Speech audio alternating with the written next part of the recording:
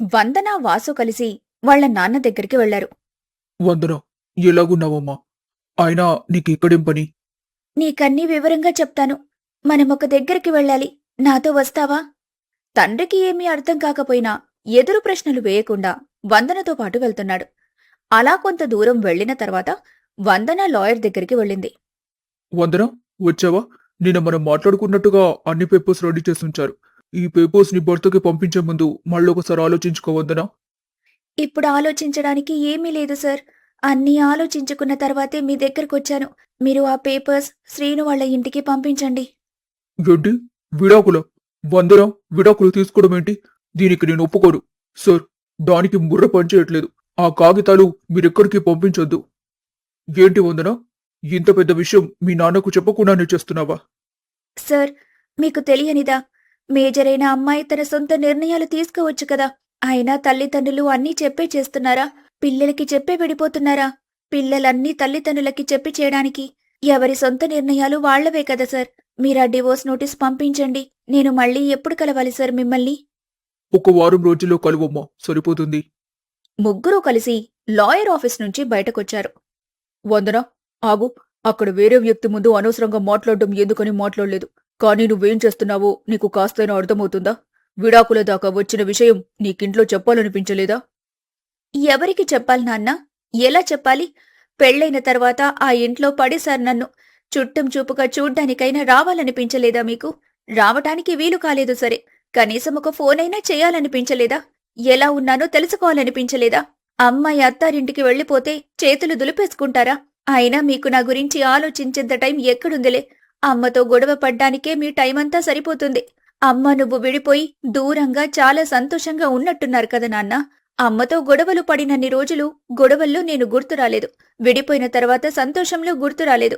ఇంకెప్పుడు నాన్నా నన్ను మీరు గుర్తు తెచ్చుకునేది? వేరే మనిషెవరైనా నేనింతలా అడిగేదాన్ని కాదు. నువ్వు నా నాన్నవి నాన్న. నీ నుంచి నేను ప్రేమని కోరుకుంటాను కదా. నీ ప్రేమని పొందటం కూతురుగా నా హక్కు కదా నాన్నా. అలా ఏం లేదు నా తల్లి. నీ మీద నా ప్రేమ ఎప్పటికీ తగ్గదు. మీ అమ్మతో గొడవలు జరుగుతున్నప్పుడు నిన్ను కలిసి అవి నీకు చెప్పి నిన్ను బాధపెట్టడం ఇష్టం లేకే నీ వరకు వాటిని తీసుకురానివ్వలేదు అంతే. కానీ నీ విడాకుల విషయమే నన్ను కాస్త ఇబ్బంది పెడుతుందమ్మా. అత్తారింట్లో ఏదైనా ఇబ్బందా? అవన్నీ అమ్మ దగ్గర తేల్చుకోవాలి నాన్న. అమ్మ దగ్గరికి వెళ్తే మీకు కావాల్సిన విషయాలన్నీ తెలుస్తాయి. నాకు కావాల్సినవి కూడా. అమ్మ దగ్గరకా? ఏ రావా నాన్న? కూతురు జీవితం కంటే నీ పట్టుదలే గొప్పదైపోయింది కదా. అలా ఏం లేదమ్మా, పద వెళ్దాం. అలా వాళ్ళు వెళ్తుండగా వాసుకి ఫోనొచ్చింది. అక్క, ఈ ఫోన్ నీకే, సాయి నుంచి. సాయి, చెప్పు. కంగ్రాచులేషన్స్ వందన, నీకు జాబ్ కన్ఫర్మ్ అయింది.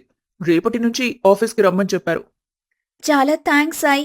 ఇదంతా నీ వల్లే జరిగింది. చాలా చాలా థ్యాంక్స్. సరేలే, ఏదో పనిలో ఉన్నట్టున్నావు కదా, ఆ పని కానివ్వు. సాయి ఫోన్ పెట్టేశాడు. తన చేతిలో ఉన్న వందన ఫోటోని చూస్తూ బాధపడుతున్నాడు. నీ జీవితంలో నేనున్నా లేకున్నా నీ జీవితం బాగుండటానికి మాత్రం ఎప్పటికీ నేనుంటాను వందన. నీకు నేనున్నాను. వాసు, వందన తండ్రితో కలిసి ఇంటికి వెళ్లారు. వాళ్లకి ఎదురుగా తల్లి కనిపించింది. ఆగండక్కడే, ఎక్కడికొస్తున్నారు? మీ ఎవరితో నాకు ఎలాంటి సంబంధం లేదు. వెళ్ళిపోండి. నా మీద కోపం వీళ్ల మీదెందుకు చూపిస్తావు లక్ష్మి? నాకు ఎవ్వరి మీద కోపం లేదు. నా కోపమంతా భగవంతుడి మీదే.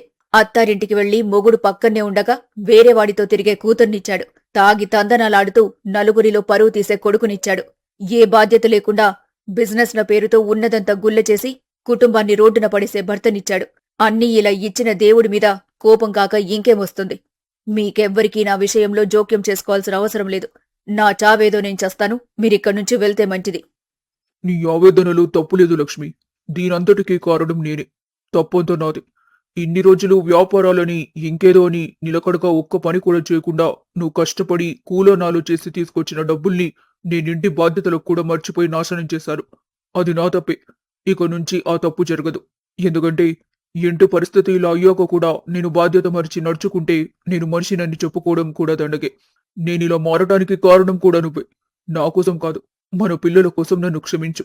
ఇంట్లో ఒక పనివాడిలా చూసినా పర్లేదు, కానీ ఇంట్లో ఉండనివ్వు చాలు. రాఘవ మాటలకి లక్ష్మి కళ్లల్లో నీళ్లు తిరిగాయి. అయ్యో, అలా మాట్లాడతారేంటండి? నేనే అనవసరంగా చాలా ఎక్కువ చేశాను. మీరు లేకపోతే ఒక్క క్షణం ఒక రోజులా గడుస్తుంది. మీరెక్కడికి వెళ్ళొద్దు. ఇంట్లోనే ఉండండి. అయినా ఆవేశంలో తిరిగి నన్నొక మాట అనాలి. అంతేకాని ఇంట్లో నుంచి వెళ్ళిపోతారా? ఏదైనా నా మీద మీకున్న ప్రేమ? అమ్మ ప్రేమ ముందు ఏ ప్రేమైనా చిన్నది అని ఎక్కడో చదివానమ్మా. కానీ నీ ప్రేమ అది నిజమని నిరూపించింది. నేను ప్రేమించిన అమ్మాయి నాకు దూరం అయిపోతే, ఈ ప్రపంచమే నాకు దూరం అయితే, ఈ ప్రపంచంలో ఇంకా నాకంటూ ఏమీ లేదని అనిపించి ఇష్టం వచ్చినట్టుగా ప్రవర్తించాను. నేనిన్ని చేస్తున్నా నా పనుల్ని, అలవాట్లని తిట్టావే తప్ప నన్నెప్పుడు తప్పుడు మనిషిగా వేలెత్తి చూపించలేదమ్మా నువ్వు. నీ ప్రేమ ముందు నా పంతం ఓడిపోయిందమ్మా. నీ మీద ఒట్టేసి చెప్తున్నా. ఇంకెప్పుడు ఏ చెడలవాటు జోలికి వెళ్ళను. వెంటనే లక్ష్మి వాసుని దగ్గరికి తీసుకుంది.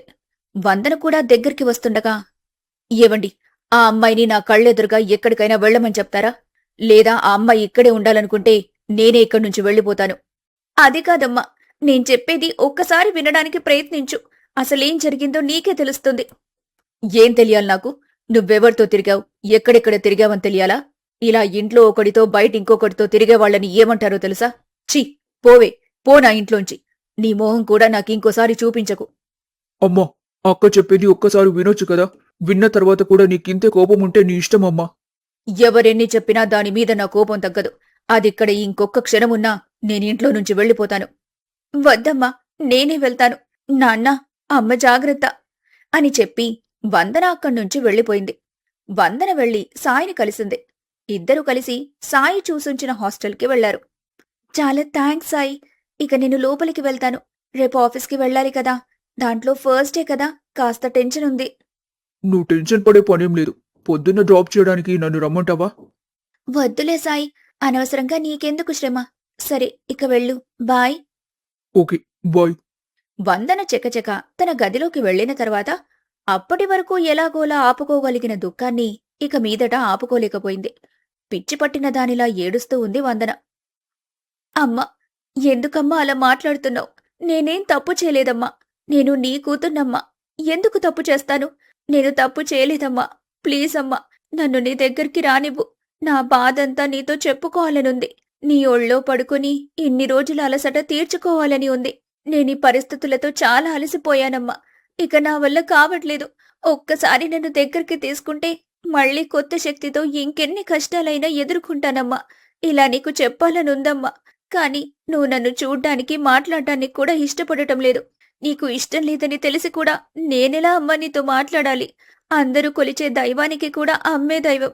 అలాంటి అమ్మే చీకొడితే బతుకెంత నరకం. ఇంతలో ఎవరో తలుపు నుంచి వస్తున్నట్టు అనిపించడంతో వందన వెంటనే ముసుగుతన్ని పడుకుని ఎవ్వరికీ కనిపించకుండా బాధపడుతూ ఉంది. అలా అర్ధరాత్రి గడిచిపోయింది. తరువాతి రోజు ఉదయాన్నే లేచి చకచక రెడీ అవుతుంది వందన. తనకి తన తల్లి మాటలే గుర్తుకొస్తున్నాయి. లక్ష్మి, సాయి గురించి వందనని తిట్టిన మాటలు. వందన హాస్టల్ నుంచి బయటికి వెళ్లేసరికి ఎదురుగా సాయి బైక్తో రెడీగా ఉన్నాడు. హాయ్ వందన, గుడ్ మార్నింగ్. పద, ఆఫీస్ దగ్గర డ్రాప్ చేస్తాను. ఏయ్, నిన్ననే కదా నీకు చెప్పాను నేను ఆఫీస్ నేను వెళ్తానని. అయినా ఎందుకొచ్చావు? నీకు వేరే పనేం లేకపోతే ఏదైనా పని చూసుకో. అంతేకాని ఇలా నన్ను డ్రాప్ చేయడాలు, పిక్ చేసుకోవడాలు చేయటం మానేయ్. మేడం మేడం మేడం, కాస్త కూలవ్వండి. నేను నీకోసం మాత్రమే రాలేదు. నాకు ఇటువైపు వేరే పనుంది. దాంతోపాటు మిమ్మల్ని డ్రాప్ చేయవచ్చని రవచ్చా. ఇష్టం లేకపోతే ఇష్టం లేదని చెప్పండి. అంతేకాని ఇంత నోరు పారేసుకోవడం దేనికి చెప్పండి? అసలే ఆఫీస్ ఫస్ట్ డే. ప్రశాంతంగా వెళ్ళు. వందన సాయికి జవాబు చెప్పకుండా వెళ్లిపోయింది. వందన ఆఫీస్ దగ్గరికి వెళ్లే వరకు గమనిస్తూ తన వెనకే వెళ్లాడు సాయి. ఆఫీస్లోకి వెళ్లగాని లిఖిత కనిపించింది. హాయ్ వందన. హాయ్ లిఖిత. వందన, సార్ ఇంకా రాలేదు. కొంచెం టైం పడుతుంది. ఆయన వచ్చాక నిన్ను ఏ టీంకి పంపించాలని డిసైడ్ అవుతుంది. అప్పటి వరకు నువ్వు నా క్యాబిన్లో కూర్చోవచ్చు, రా. వందన లిఖిత క్యాబిన్లోకి వెళ్లి కూర్చుంది. కాసేపటి తర్వాత లిఖిత వాళ్ళిద్దరి మధ్య ఉన్న మౌనాన్ని పక్కకి నెట్టేస్తూ, ఏంటి వందన అంతలా ఆలోచిస్తున్నావు? దేని గురించి? ఆహా, అలా ఏం లేదు. ఊరికేనే చూస్తున్నాను. చెప్పాలనే ఉద్దేశం లేకపోతే చెప్పొద్దు. అంతేకాని ఆలోచించడం లేదంటే నేను నమ్మను. అలా కాదు, నిన్న మా అమ్మ మాట్లాడిన మాటలు గుర్తుకొచ్చాయి. నాకు పెళ్లైపోయిందన్న విషయం తెలుసు కదా. కానీ నేను నా భర్తతో ఉండాలనుకోవటం లేదు. ఈ విషయం మా అమ్మకి నచ్చలేదు. అందుకే అమ్మ నన్ను ఇంట్లోకి రానివ్వలేదు. నేను నా ఫ్రెండ్తో ఒకసారి మాట్లాడడం అమ్మ చూసి దాన్ని వేరేలా ఊహించుకుంది. ఫోన్ మాట్లాడుతూ అవతలి వాళ్లతో వేరే రిలేషన్ ఏదో ఉండటం వల్లే ఇంట్లో భర్తతో సరిగ్గా ఉండలేకపోతున్నానని అనుకుంటుంది. అమ్మ నన్నలా అనుకోవటం నన్నింకా బాధ పెడుతుంది. ఉదయాన్నే ఫ్రెండ్ నా దగ్గరకొస్తే అమ్మ గురించి ఆలోచిస్తూ అతన్ని తిట్టేశాను. పాపం ఏమనుకున్నాడో ఏంటో. ఒక పని చెయ్యి. ఇప్పుడు నీ కోపం పోయింది కదా, మీ ఫ్రెండ్‌కి ఫోన్ చేసి మాట్లాడు. అతని బాధ కూడా పోతుంది. ఇదిగో ఫోన్ అంటూ లిఖిత తన ఫోన్ ఇవ్వబోయింది. అయ్యో! పర్లేదు. నేను మళ్ళీ తను కలిసినప్పుడు చెప్తాను. ఇప్పుడొద్దు. చెప్తున్నా కదా, కాల్ చేసి మాట్లాడు. లేదంటే ఈ చిన్న సమస్య పెద్ద సమస్యగా మారొచ్చు. లేదా అతను బాధపడి నీతో మాట్లాడటం మానేయొచ్చు. ఇలా ఏదైనా జరగకముందే నువ్వు మాట్లాడటం మంచిది కదా. వందన ఫోన్ తీసుకుని సాయికి ఫోన్ చేసింది. నేను వందనని మాట్లాడుతున్నాను. ఉదయం జరిగిన దానికి సారీ. ఏదో ఆలోచనలో అలా అరిచేశాను. దాంట్లో ఏముందిలే. నువ్వేదో ఆలోచనలో ఉన్నావని నాకు అర్థమైంది. నేను కూడా పెద్దగా పట్టించుకోలేదులే. మీ బాస్ కలిసాడా? వర్క్ ఇచ్చారా? లేదింకా. బాస్ కోసమే వెయిట్ చేస్తున్నాను. ఇంతలో లిఖిత బాస్ వచ్చాడు వెళ్ళమని సైగ చేసి చూపించడంతో వందన హడావిడిగా లేచి వెళ్ళిపోయింది. వెంటనే లిఖిత సాయికి ఫోన్ చేసింది. సాయి గారు, ఏమంటుందండి మీ పిల్ల? షటప్ లిఖిత. సరే కాని ఏమైందో చెప్పు. నీకెలా తెలుసు తను మాట్లాడింది నాతోనే అని? ఒరే బుర్రత కూడా, మాట్లాడింది నా ఫోన్ నుంచే కదరా. కాల్ హిస్టరీ ఉండదా? ఓ సారీ. వందన మాట్లాడేసరికి అంతో మ్యాజిక్ లా ఉంది. ఈ మ్యాజిక్ చూడ్డాలు కాసేపు పక్కన పెట్టి నేనొక విషయం చెప్తాను, జాగ్రత్తగా విను. వందన చెప్పిన మాటల ప్రకారం వాళ్ళమ్మ వందనని ఇంట్లోకి రానివ్వటం లేదు. పైగా వందన మీద చాలా కోపంగా కూడా ఉంది. దానికి వాళ్ళమ్మ కారణమేంటో తెలుసా? నువ్వే. ఆ రోజు ఫోన్ గిఫ్ట్ ఇవ్వదురా అని చెప్తే విన్నావా? నాకు తెలిసి ఇంత జరగటానికి కారణం ఆ ఫోన్ అని నేననుకుంటున్నాను. ఇలా జరుగుతుందని నేనెలా అనుకుంటాను లిఖిత? నువ్వు కూడా అలానే మాట్లాడతావు. ఆయిందేదో అయిపోయింది. దాన్ని వదిలేస్తే ఇప్పుడు విషయం ఏంటంటే, వందన వాళ్ళమ్మ కోపమంతా నీ విషయంలోనే. నువ్వు గడ్డం పట్టుకొని బతిమాలతావో, కాళ్ళు పట్టుకొని బతిమాలతావో నీ ఇష్టం, కాని వందన వాళ్ళమ్మ మనసు మారేలా చేయాలి. అదయ్యే పనేనా లిఖిత? ప్రేమించడమంటే అమ్మాయి ఎలాగైనా సరే మనకి దక్కేలా చూసుకోవడమా? ఆ అమ్మాయి ఆనందంగా ఉండేలా చూసుకోవటమా? ఖచ్చితంగా అమ్మాయి ఆనందంగా ఉండేలా చూసుకోడు. అది మనతో అయితే ఇంకా ఆనందం. అందుకే ముందు వాళ్ళమ్మతో మాట్లాడడానికి ప్రయత్నించు. సరైన టైం చూసుకుని ఆ పని చెయ్యి. తనొస్తుంది, నేను మళ్ళీ చేస్తాను. సరే బాయ్. వందన లిఖిత దగ్గరకొచ్చింది. సరే బాయ్. వందన లిఖిత దగ్గరకొచ్చింది. సార్ నాతో మాట్లాడారు. మీతో ఉంటూ వర్క్ నేర్చుకోమన్నారు. 1 మంత్లో వర్క్లో ప్రోగ్రెస్ చూసి అప్పుడు కంప్లీట్గా వర్క్ ఇస్తామని చెప్పారు. అంతవరకు నీ దగ్గరే ఉంటూ వర్క్ నేర్చుకోమన్నారు. సూపర్ వందన. సరేరా కూర్చో. ఈరోజు ఫస్ట్ డే కదా, కాస్త టెన్షన్ ఉంటుంది నీకు. ఈరోజు క్యాజువల్గా ఉందాం. రేపటి నుంచి నీకు వర్క్ నేర్పిస్తాను. చెప్పు, ఇంకేం సంగతులు? అవును, నీ కాలేజ్ సంగతేంటి? ఏ స్టడీస్ కోసమైతే ఇంత కష్టపడ్డానో ఆ స్టడీస్ నాకు చాలా దూరంగా వెళ్ళిపోయాయి. ఫైనల్ ఎగ్జామ్స్ కోసం చాలా ప్రిపేర్ అయ్యాను, కానీ ఫైనల్గా ఎగ్జామ్సే రాలేకుండా అయిపోయింది నా పరిస్థితి. సప్లిమెంటరీ ఉంటాయి కదా, వాటికైనా ట్రై చేయాల్సిందే. ఎలాగో చదివానంటున్నావు కదా, సప్లిమెంటరీలో అన్ని క్లియర్ చేసుకుని సర్టిఫికేట్ తీసుకోవచ్చు. కానీ దానికి ఫీజు కట్టడానికి డబ్బులు కావాలి కదా, అవి కూడా నా దగ్గర లేవు. నో వరీస్, నేనున్నాను కదా, నేను నీకు డబ్బులు పే చేస్తాను. హ్యాపీగా ఫీజు కట్టేసి ఎగ్జామ్లు రాసేయి. అయ్యో, నువ్వు డబ్బులు ఇవ్వటం ఎందుకు? నేనేం ఫ్రీగా ఇవ్వనులే. నెక్స్ట్ మంత్ శాలరీ నేనే కదా నీకు ఇవ్వాలి. అప్పుడు వాటిల్లో నుంచి తీసుకుంటాలే, సరేనా? అయినా కానీ నాకెందుకో అంతలాగొద్దు. వెళ్ళి ఫీజు కట్టేసి వద్దాం, పద కాలేజ్కి వెళ్దాం. లిఖిత తన బండి మీద వందనని కాలేజ్కి తీసుకెళ్తూ ఉంది. వందనకి లిఖిత డబ్బులతో ఫీజు కట్టడం నచ్చకపోయినా తన చదువు మళ్లీ తన జీవితంలోకి వస్తున్నందుకు ఎంతగానో సంతోషపడుతుంది. ఎగ్జామ్ ఫీజు కట్టేసి ఇద్దరూ మళ్లీ తిరిగి ఆఫీస్కొచ్చారు. లిఖిత నెమ్మదిగా వందనకి వర్క్ నేర్పించడం మొదలుపెట్టింది. వందన కూడా చాలా త్వరగా వర్క్ నేర్చుకుంటూ అందరి మెప్పు పొందుతూ ఉంది. ఇదిలా ఉండగా అనుకోనొక పిడుగు లక్ష్మి ముందు పడింది. ఆ పిడుగు పేరు శ్రీను. శ్రీను విడాకుల కాగితాలతో ఇంటికొచ్చాడు. బాబు, ఒక కబురైనా పెట్టకుండా వచ్చారు. రండి రండి, లోపలికి రండి. నేను మీ మర్యాదల కోసం రాలేదు. అసలేం జరుగుతుందో తెలుసుకుందామని వచ్చాను. దేని గురించి బాబు మాట్లాడుతున్నావు? ఇదిగో, ఇవి మీ అమ్మాయి పంపించిన విడాకుల పత్రాలు. విడాకుల పత్రాలా? విడాకులు పంపించడమేంటండి? నాకేం అర్థం కావటం లేదు. మీ అమ్మాయిని అడిగితే అన్నీ అర్థమవుతాయి. ఎక్కడుందో ఒకసారి పిలవండి. బాబు, ఒక్క నిమిషం ఇలా లోపలికి రా బాబు. ఇంటి బయట ఇలా మాట్లాడుకుంటూ ఉంటే చుట్టూ ఉండేవాళ్ళు ఏమనుకుంటారు? మా ఇంటి పరువు పోయిన తర్వాత కూడా నేను మీ ఇంటి పరువు గురించి ఎలా ఆలోచిస్తాను? అయినా విడాకులు నా మొహాను కొట్టిన తర్వాత మీ ఇంట్లోకి నేనెందుకు వస్తాను? బాబు, ఇదేదో ఆవేశంలో తీసుకున్న నిర్ణయం అనుకుంటా. మీ మధ్య అసలేం జరిగిందో తెలిస్తే కానీ మేం మాట్లాడలేం. మా మధ్య ఏం జరిగింది? ఏం జరగలేదు. పెళ్లి మాత్రమే అయింది అంతే. 2 రోజులు చుట్టంలా మీ అమ్మాయి మా ఇంటికొచ్చింది. కాలేజ్ అని, ఫ్రెండ్స్ అని తన ఆలోచనంతా బయటే ఉండేది. మనిషి మాత్రమే ఇంట్లో ఉంది. మీ భార్యతో మీరు కలిసుంటే ఇలాంటి విషయాలు మీ వరకొచ్చేవి. మీరే ఇలా ఉన్నాక మీ అమ్మాయినంటే మాత్రం ఏం లాభం? మీరేం మాట్లాడాలనుకున్నారో అది మాత్రం మాట్లాడండి. అంతేకాని ఇలా అనవసరమైన మాటలు మాట్లాడొద్దు. రే వాసు, నువ్వు చిన్నపిల్లాడివి. మేము పెద్దవాళ్ళం మాట్లాడుకుంటున్నాం కదా, నోరు మూసుకో. అబ్బా! భలే చిన్నపిల్లాడమ్మా మీ అబ్బాయి. ఊరంతా గొడవలు, మీరు పోలీస్ స్టేషన్ల చుట్టూ తిరగటం నాకు తెలీదనుకున్నారో ఏంటి? వీళ్ల మాటలు సాగుతున్న సమయంలోనే సాయి అక్కడికొచ్చాడు. ఎవరు బాబు నువ్వు? ఆంటీ, నా పేరు సాయి. నేను వందన ఫ్రెండ్‌ని. నాకు తెలిసి ఇక్కడ ఈ గొడవ జరగటానికి ప్రత్యక్షంగానూ, పరోక్షంగానూ కారణం నేనే అనుకుంటా. ఓ, అది కూడా తెలుసా నీకు? ఎక్కడ దాచావురా అమ్మాయి? ఏం మందు పెట్టావు తనకి?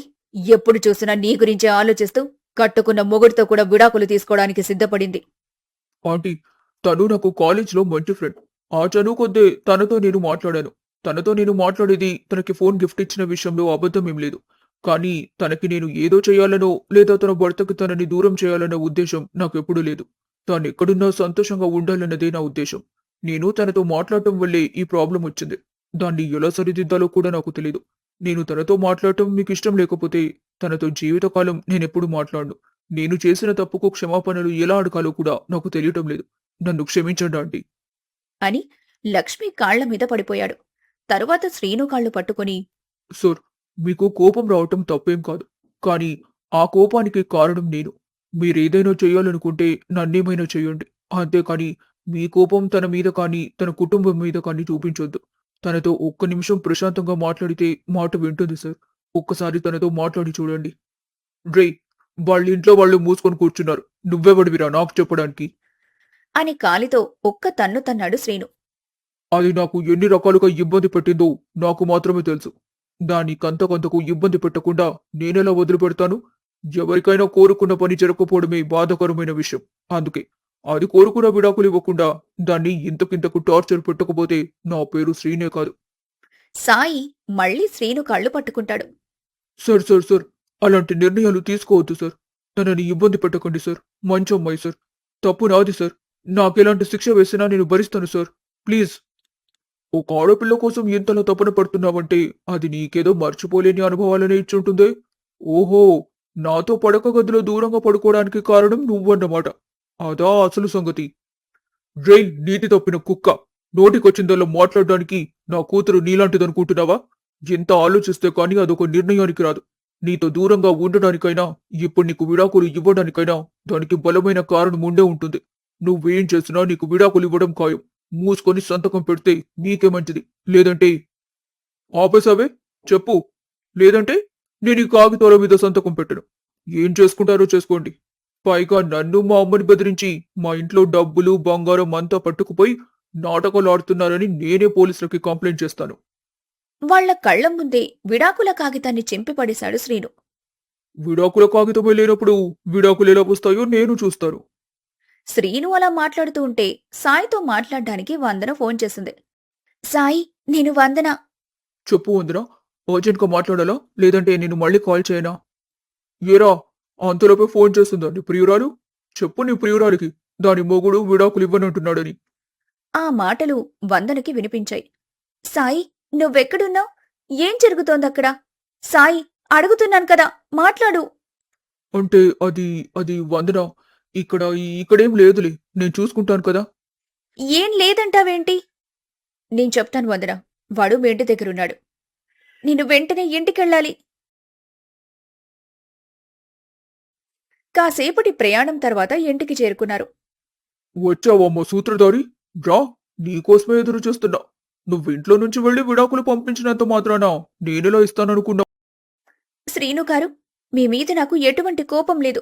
మీరు చివరిగా నాతో మాట్లాడిన మాటలు కొంత నన్ను బాధపెట్టినా దాంట్లో నా తప్పుంది కాబట్టి మిమ్మల్ని నేను తప్పు పట్టాలనుకోలేదు. నేను మీరు చదివిస్తానంటేనే మీ ఇంటికి కోడలిగా వచ్చాను. నాకు చదువుకి ఎక్కడ ఇబ్బందవుతుందో అని మిమ్మల్ని దూరం పెట్టాను. అంతేకాని వేరే వాళ్ల మోజులో పడి కాదు. మీరు చివరిగా నన్ను చదివించనని మాట్లాడేసరికి ఇంట్లో ఉండలేక బయటికొచ్చాను. ఏది నీ చదువు? కాలేజ్ పేరు చెప్పుకొని మొగాళ్లతో తిరగటమా? శ్రీను గారు, మీ మీదున్న మర్యాద తగ్గిపోయేలా మాట్లాడటం మీకు మంచిది కాదు. ఏం చేస్తావే? ఏం చేయగలవు నువ్వు? నేను చెయ్యాలంటే ఏదైనా చేయగలను. గృహహింస కింద కేసు పెడితే మీరు మళ్ళీ ఎప్పుడు బయటకు రాకుండా చేయొచ్చు. కానీ అలా నేను చేయదలుచుకోలేదు. విడాకుల మీద సంతకం చేశారంటే ఎవరి జీవితం వాళ్ళు బ్రతకొచ్చు. విడాకులా? చిరిగి ముక్కలయ్యి ఉన్నాయి చూడు. ఇప్పుడెలా వస్తాయి విడాకులు? మీరు చేసిన తప్పు అదే. నేను మీ మీద ఇంకేదైనా కేసు పెట్టి కూడా విడాకులు తీసుకోగలను. అలా నేను చెయ్యాలనుకోవటం లేదు. లాయర్ని అడిగి ఇంకో ప్రింట్ పంపించమంటాను. ప్రశాంతంగా సంతకం పెట్టి పంపిస్తే మీకే మంచిది. ఇక ఇక్కడ చేసిన గొడవలు చాలు, బయలుదేరండి. ఏంటే నువ్వు చెప్పింది వినాలా? నీకు చట్టాలు తెలిస్తే నాకు డబ్బులివ్వటం తెలుసు. ప్రతి ఒక్కరిని డబ్బులిచ్చుకుంటాను. అప్పుడు నాకు ఎదురు మాట్లాడేవాడు ఎవడు? ఈ విషయం ఎవరైనా వింటే ఇప్పటికిప్పుడు మిమ్మల్ని కటకటాల పాలు చేయగలరు, జాగ్రత్త. ఏంట్రా చూస్తుంటే మాట్లాడుతూనే ఉన్నావు? మా అమ్మాయి నిదానంగా చెప్తే అర్థం కావటం లేదా నీకు? నోరు మూసుకొని నా బిడ్డ చెప్పింది చెయ్యి. లేదంటే ఇంటి మీదకి గొడవకొచ్చావని పోలీస్ స్టేషన్లో పెట్టించగలను, జాగ్రత్త. పో ఇక్కడ్నుంచి. ఇంకోసారి ఇంటికి కాని నా కూతురు జీవితంలోకి కాని రాకు. లక్ష్మి అలా మాట్లాడేసరికి శ్రీను మరో మాట మాట్లాడ్డానికి అవకాశం లేక అక్కడ్నుంచి వెళ్ళిపోయాడు. లక్ష్మి వందనని దగ్గరికి తీసుకొని, ఎలా సంసారం చేశావమ్మా అలాంటి వాడితో? ఈ పిల్లాడు సాయి వాడి కాళ్ల వేళ్ల పడి బతిమాలినా కూడా కనీసం కనికరం లేకుండా ఇష్టమొచ్చినట్టు మాట్లాడాడు వాడు. అలాంటి వాడికి ఎంత దూరంగా ఉంటే అంత మంచిది. ప్రతి అమ్మాయి జీవితంలో వాళ్ల సంతోషం కోసం ఎంతవరకైనా వెళ్లగలిగే ఈ సాయి లాంటి వాళ్లు ఉండాలి. శ్రీను లాంటి ఉన్మాది ఏ అమ్మాయి జీవితంలో ఉండకూడదు. అమ్మా, ప్రతి అమ్మాయి జీవితంలో సాయి లాంటివాడు ఉండాలి, అది వాస్తవమే. కాని శ్రీను నీకిప్పుడు కనిపించినంత చెడ్డోడేం కాదమ్మా. నేను చేసిన పొరపాటు వల్ల కన్నా తల్లివైన నీకే కోపం వచ్చింది.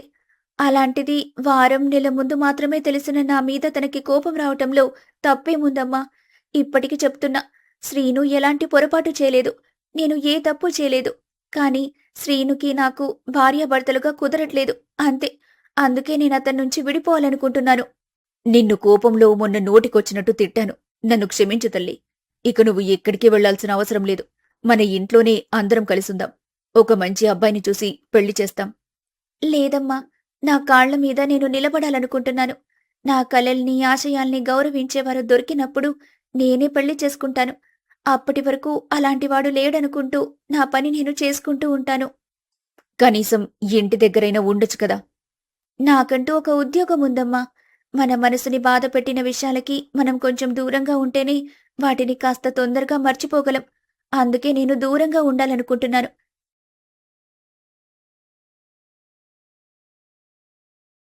ఏవండి, మన వందన కోసం సాయి అంతలా తపన పడుతున్నాడు కదా.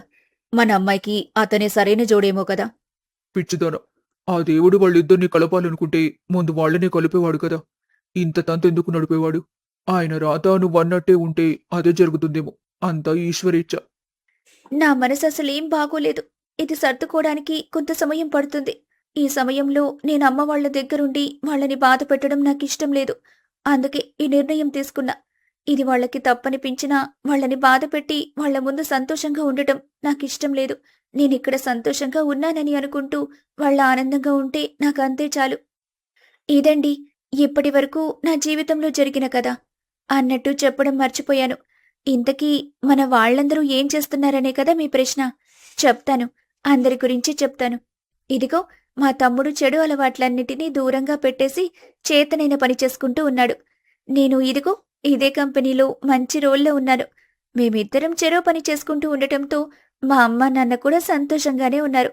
ఇక శ్రీను నాకు విడాకులు ఇచ్చేసి ప్రశాంతంగా తన వ్యాపారం ఏదో తను చేసుకుంటున్నాడు. వాళ్ళమ్మ అతనికి తగ్గ సంబంధం వెతికే పనిలో ఉంది. దేవుడి దయ వల్ల అతనికొక మంచి సంబంధం దొరకాలని మనస్ఫూర్తిగా కోరుకుంటున్నాను నేను. అందరికీ వాళ్ళున్నారు, నాకు మీరున్నారు. నాకంతే చాలు. నాతో ఎప్పటికీ మీరుంటారు కదా. నాకు మీ సపోర్ట్ ఉందని నాకు తెలియచేయడానికి సపోర్ట్ వందన అని కామెంట్ చేయండి. అదే నాకు మీరు సపోర్ట్ చేస్తున్నారని తెలియచేస్తుంది. ఉంటాను. మళ్ళీ నా జీవితంలో ఏదైనా విశేషం ఉంటే పంచుకోవడానికి మీ ముందుకొస్తాను. బాయ్.